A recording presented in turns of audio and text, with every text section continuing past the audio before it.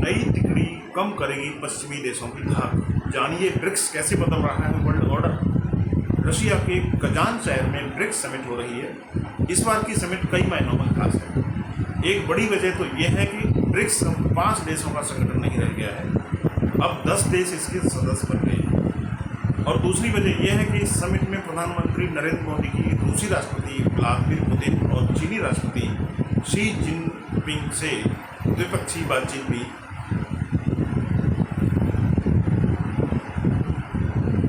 कुछ सालों में ब्रिक्स दुनिया के सबसे ताकतवर संगठन के रूप में उभरा है। दिलचस्प बात यह है कि 3 दर्जन से ज़्यादा देश ऐसे हैं जो ब्रिक्स में शामिल होना चाहते हैं। ये वो देश हैं जो अब तक न तो अमेरिका पश्चिमी देशों के साथ थे और ना ही रूस और चीन के साथ थे। लेकिन अब दुनिया के कई देश अमेरिका और पश्चिमी देशों की बजाय ब्रिक्स के साथ आना चाहते हैं। वो इसलिए भी क्योंकि ये देश ब्रिक्स को पश्चिमी देशों के प्रभुत्व वाले वैश्विक संगठनों के विकल्प के रूप में देखते हैं। अमेरिका का विरोध भी कई देशों को ब्रिक्स के करीब आने पर मजबूर करता है। लेकिन बड़ा सवाल ये खड़ा होता है कि क्या ब्रिक्स से एक नया वर्ल्ड ऑर्डर पैदा हो रहा है? क्या रशिया, चीन और भारत के एक साथ आने से एक नया वर्ल्ड ऑर्डर तैयार हो रहा है? इसे रूस के विदेश मंत्री सर्गेई लावरोव के बयान से भी समझा जा सकता है। ब्रिक्स समिट से एक दिन पहले लावरोव ने कहा था कि 1990 के दशक में भारत, रूस और चीन की तिकड़ी में नियमित बैठकें शुरू हुई थी। बाद में इसी तिकड़ी से ब्रिक्स बना।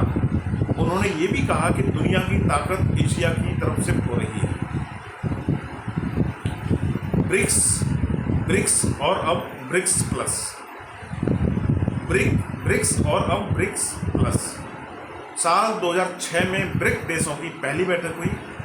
ब्रिक में ब्राज़ील, रूस, भारत और चीन थे।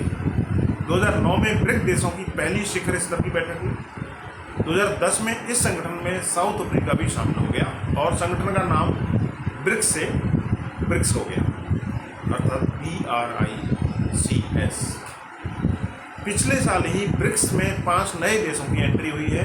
ये देश हैं सऊदी अरब, संयुक्त अरब अमीरात, UAE, ईरान, मिस्र और इथोपिया। इनके आने के बाद अब तो ये ब्रिक्स प्लस के नाम से जाना जाता है।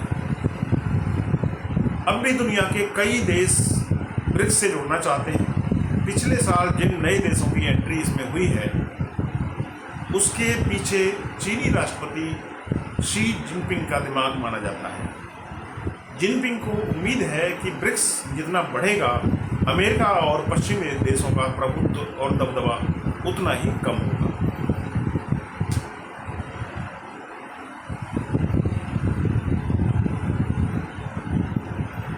शी जिनपिंग को उम्मीद है कि ब्रिक्स जितना बढ़ेगा, अमेरिका और पश्चिमी देशों का दबदबा दुनिया पर, खासकर एशिया पर, उतना ही कम होगा। आइए अब जानते हैं ब्रिक्स से कैसे बदल रहा है वर्ल्ड ऑर्डर। ब्रिक्स से जुड़ने की इच्छा जताने वाले ज़्यादातर मुल्क पश्चिम विरोधी हैं और इनके 2 ही मकसद हैं। पहला पश्चिमी देशों के प्रभुत्व को कमज़ोर करना और दूसरा कारोबार में अमेरिकी डॉलर पर निर्भरता को कम करना। पहले रूस यूक्रेन जंग और फिर इजराइल हमास में संघर्ष ने दुनिया को 2 धड़ों में बांट दिया है। एक धड़ा अमेरिका का है और दूसरा रूस और चीन का। हालांकि भारत इनमें से किसी में नहीं है, अपनी न्यूट्रल पॉलिसी की वजह से। ब्रिक्स के विस्तार का सबसे ज़्यादा समर्थन रूस और चीन करते हैं। यही वो देश हैं जो अमेरिका और पश्चिमी देशों के विरोधी हैं। यूक्रेन से जंग के कारण रूस प्रतिबंधों की वजह से पश्चिमी देशों से चिढ़ा बैठा है यूक्रेन।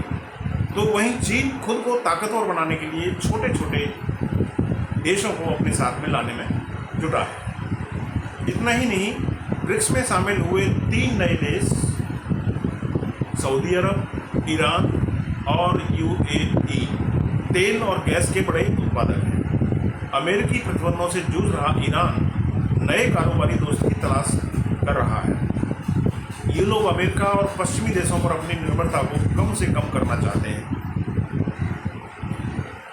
और यही वजह है कि ये लोग ब्रिक्स की तरफ उम्मीद भरी निगाहों से देख रहे हैं। अमेरिका को कैसे मिलेगी इससे चुनौती, आइए इस पर जानते हैं। ब्रिक्स के 5 संस्थापक सदस्यों की सोच कभी एक नहीं रही।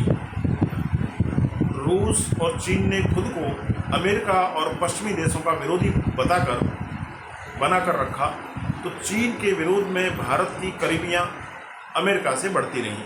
ब्राज़ील और साउथ अफ्रीका भी खुद को अमेरिका के ज़्यादा करीब रखते हैं। ब्राज़ील और साउथ अफ्रीका भी खुद को अमेरिका के ज़्यादा करीब रखते हैं। हालांकि अब ब्रिक्स के सदस्यों की संख्या बढ़ने से इसमें ज़्यादातर अमेरिका विरोधी हो गए हैं। अमेरिका के और भी विरोधी ब्रिक्स से जुड़ना चाहते हैं।